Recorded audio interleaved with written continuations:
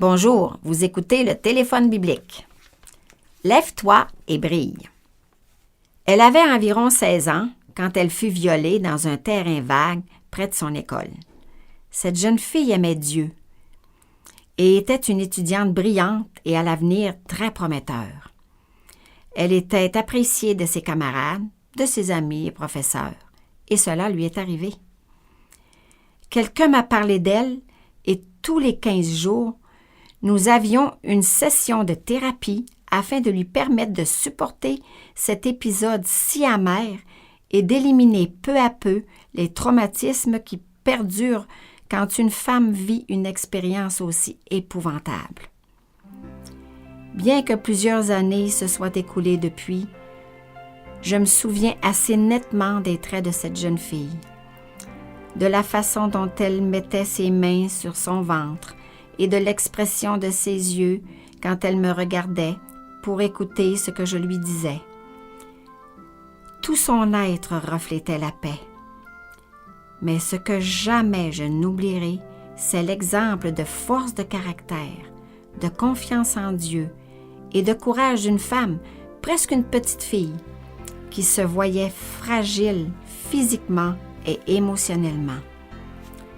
La force qui émanait d'elle me fit voir que spirituellement, elle était une guerrière.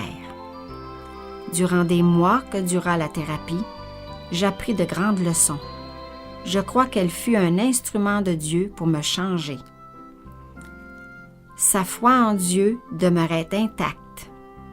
La haine naturelle qu'elle aurait dû éprouver pour son agresseur laissa place à la compassion et au pardon, et elle était certaine que sa pureté était restée intacte parce que Dieu avait rendu cela possible sur la croix.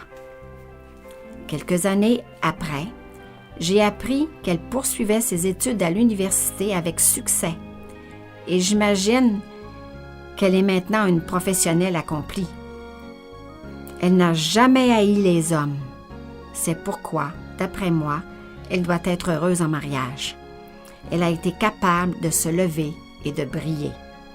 Quand nous sommes par terre, avec notre monde brisé à nos pieds, accablés de douleur, aveuglés par le désespoir, très souvent, nous ne réussissons pas à discerner la main de Dieu qui se tend, disposée à nous soutenir et à nous relever. La résurrection du Sauveur du monde doit nous rappeler que pour lui, il n'y a rien d'impossible et que nous pouvons nous relever de notre abattement physique, émotionnel ou spirituel en le regardant et en nous fiant à son pouvoir de restauration. Si actuellement tu pleures à cause d'une perte, écoute ce que Dieu te dit. Lève-toi et brille. Je pourrai le faire si tu te confies en moi. Ce message vous a été présenté par vos amis de l'Église adventiste du Québec, un service dans votre communauté. Bonjour et à demain.